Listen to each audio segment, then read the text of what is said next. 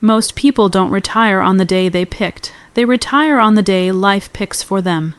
Here's a number that should bother you more than it does. The majority of retirees leave the workforce earlier than they intended, and less than a quarter of them did it because they were financially ready.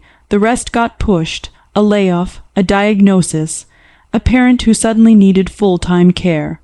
And the strange part is, almost all of them had a plan, a real one, a number, a savings rate, a target age circled on a calendar. The plan wasn't wrong. It just wasn't finished. I want to show you why a normal, sensible retirement plan max the 401k wait for the right age.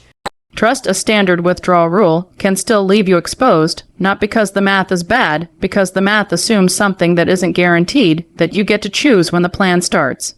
Here's a question worth sitting with for a second.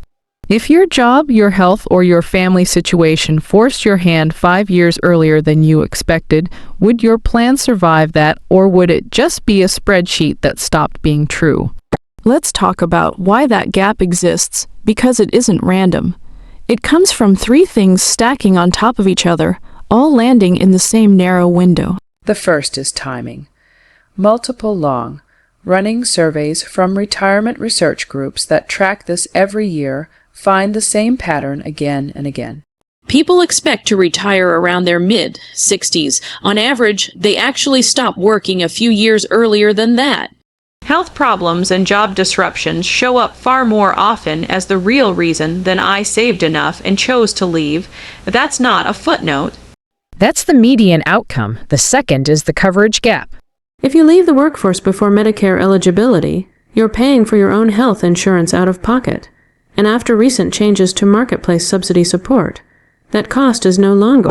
Soften the way it used to be for people above a certain income level.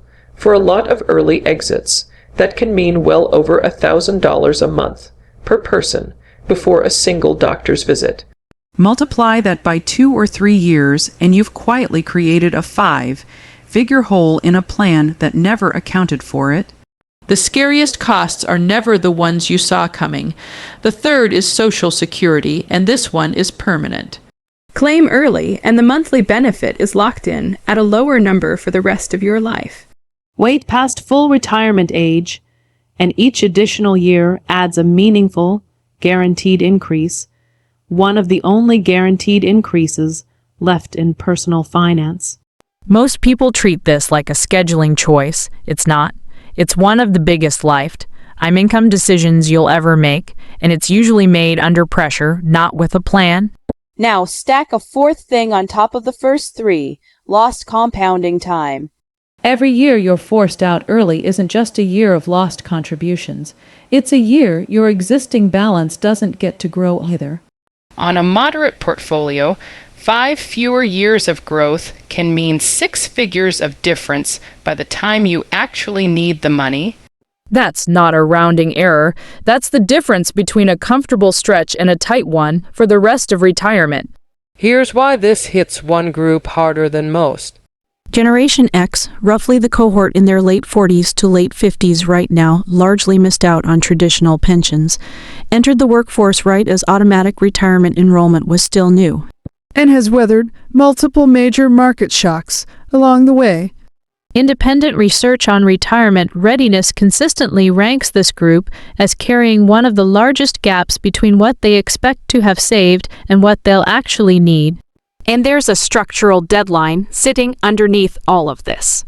Current projections from Social Security's own trustees show its trust fund reserves running lower by the early 2030s, which, if nothing changes before then, would trigger an automatic reduction in.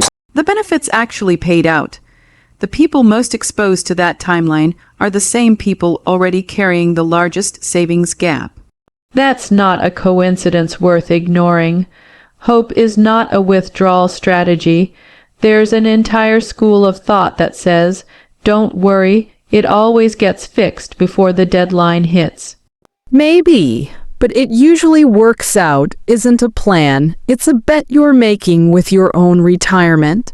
And it's worth asking yourself honestly, is that a bet you'd make with money you can't get back? So what does a better version of this actually look like? Not a total life overhaul, just 3 specific adjustments. 1. Run your numbers against an earlier exit date, not just your target one. If you had to stop 5 years sooner than planned, what would your monthly income actually be? If you don't know that number off the top of your head, that's the gap to close first.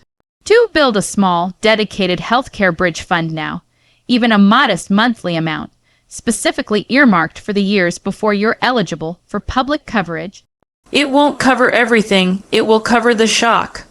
3. Treat your Social Security claiming age as a real financial decision, not a default. Run the comparison between claiming early and waiting. The difference is often larger than people expect, and unlike a lot of financial choices, this one is locked in the moment you make it. None of this requires a perfect plan. It requires a plan that already knows it might get interrupted, because for most people, statistically, it will be. If this changed how you think about your own timeline, that's exactly what it's for. Subscribe to Novira Invests if you want more breakdowns like this one, the kind that look past the surface number and into what actually happens when life doesn't stick to the schedule.